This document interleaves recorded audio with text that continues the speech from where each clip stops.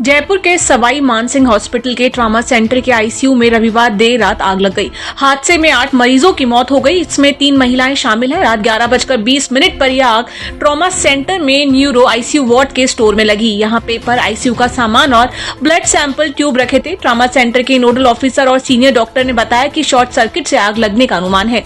हादसे के समय आईसीयू में 11 मरीज थे, उसके बगल वाले आईसीयू में 13 मरीज थे।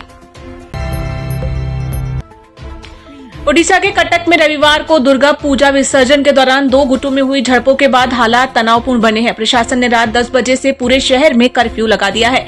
इंटरनेट सर्विस बंद है। इस हिंसा में 25 लोग घायल हुए हैं। अब तक 6 लोगों की गिरफ्तारी हुई है। विश्व हिंदू परिषद ने सोमवार को सुबह से शाम तक 12 घंटे का बंद बुलाया है।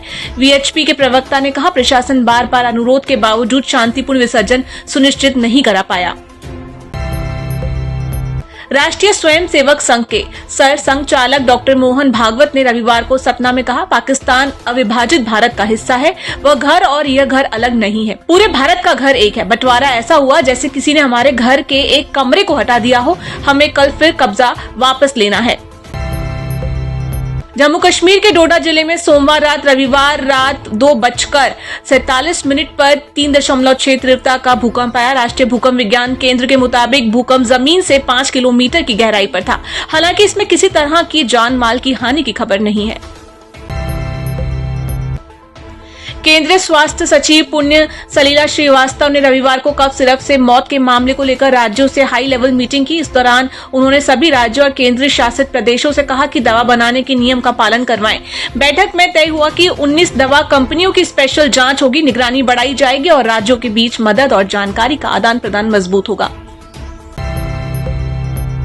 पश्चिम बंगाल के दार्जिलिंग में तेज बारिश के बाद शनिवार रात हुई लैंडस्लाइड में मरने वालों की संख्या 23 हो गई है। इनमें 7 बच्चे हैं और कई लोग अब भी लापता हैं। मलबे में कई घर बह गए। दार्जिलिंग और सिक्किम का सड़क संपर्क देश के बाकी हिस्सों से टूट गया है। पर्यटन सीजन होने के कारण दार्जिलिंग और सिक्किम में 2000 से ज्यादा पर्यटक फंसे हैं।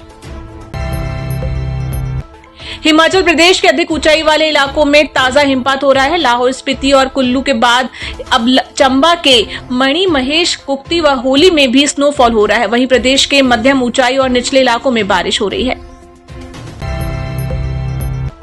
भौतिकी, साहित्य और शांति सहित कई क्षेत्रों में दिए जाने वाले नोबेल पुरस्कारों की घोषणा सोमवार 6 अक्टूबर से शुरू होगी और 13 अक्टूबर तक जारी रहेगी।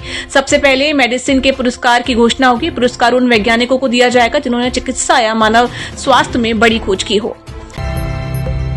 अमेरिकी राष्ट्रपति डोनाल्ड ट्रंप ने रविवार को इलिनॉय राज्यों के शिकागो में बढ़ते अपराधों और प्रदर्शनों को देखते हुए 300 नेशनल गार्ड्स तैनात किए हैं। इसके बाद इन गार्ड्स और प्रदर्शनकारियों में झड़प हो गई। व्हाइट हाउस की प्रवक्ता अबिगेल जैक्सन ने कहा, ट्रंप शहरों में गड़बड़ी को रोकना चाहते हैं। ये सैनिक हमारे अधिकारियों और सामान की रक्षा करेंगे। अब तक 1000 से ज्यादा प्रदर्शनकारी गिरफ्तार किए गए हैं।